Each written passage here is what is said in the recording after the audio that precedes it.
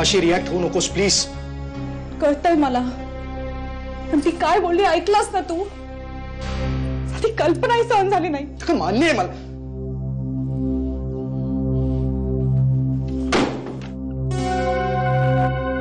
म्हणून मान्य आहे मला, पण असं करून चालणार नाही. शांत डोक्याने विचार कर. तू नाही विसरणार कधीच आपल्याला. बघूया ना, घोडा मैदान लांब नाहीये. आता काय उपयोग आहे काका काकूंचा? गरज संपली ना त्यांची.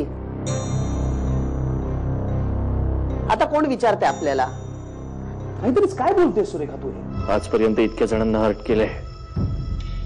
आता जर मला कोणी दुखावलं तर मी काय तक्रार करणार? बट आय एम शुअर तुम्ही तेवढ्याच लोकांना मदत केली असणार.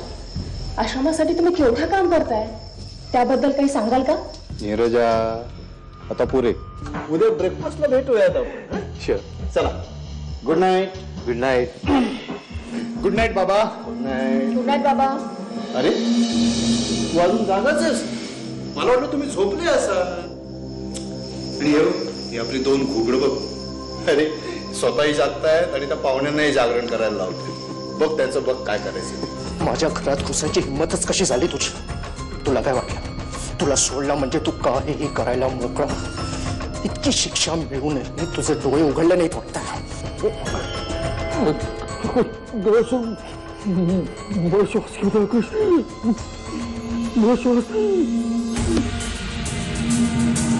तुमच्या ट्रिप बद्दल तुम्ही काहीच बोलला नाहीत.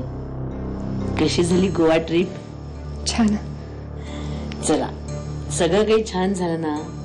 कसली काही अडचण नाही ना गाली? म्हणजे सगळं मनासारखं झालं ना? हो, पण असं का विचारताय? आकाश काय बोलला का तुम्हाला? नाही ना, तेच तर मी म्हणतेय. तुम्ही दोघं आल्यापासून काहीही बोलत नाहीत आमच्याशी. गुम्यासारखे फिरताय घरात तुम्ही. काय झालंय? काही भांडण वगैरे झालंय का तुमच्या दोघांचं? नाही, मला बाई काळजी वाटली म्हणून मी तुझ्याशी बोलायला आले. नाही नाही, तसं काहीच झालं नाही. माझ्या घरात घरचा मेंबर वगैरे व्हायचा प्रयत्न करू नकोस. काम झालं की निघायचं इथून. आकाश, मी उद्याच चाललोय. मी खरंच सांगते, मी उद्याच चाललोय.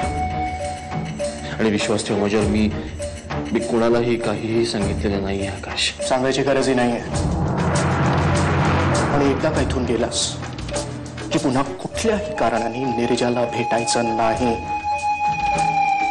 आणि नीरजाच काय, या घराच्या आसपासही भटकायचं नाही.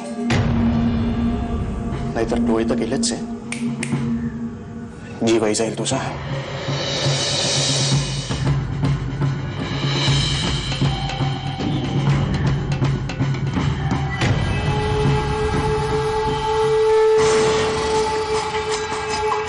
आकाश, जीव माझा नाही,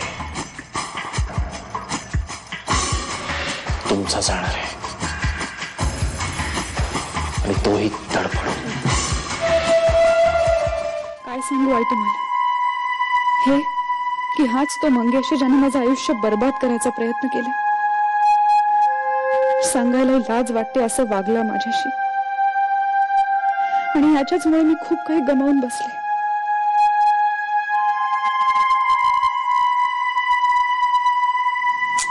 म्हणून कसला विचार करतेस एवढा? अगं, तू जर मंगेशरावांना ओळखत नाहीयेस तर एवढी डिस्टर्ब का झालीस त्यांना बघितल्यावर? तसं खरंच काही नाहीये.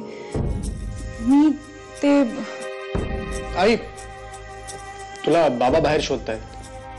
अगं, त्यांना काही मिळत नाहीये. औषध शोधतायत. जा लवकर जा. बाबांची पण ना कमाल आहे, काही मिळत नाही त्यांना. आले मी. तुम्ही आराम करा दोघं आता. मी त्याला गेस्ट रूम मध्ये सोडून आलो तेव्हा सांगितलं. त्याचं म्हणणं आहे की तू चुकून इथे आलाय. हे घर आपलं याची कल्पना नव्हती त्याला. उद्याच जाईल तो. सो डोंट वरी. आणि आता शांतपणे झोप.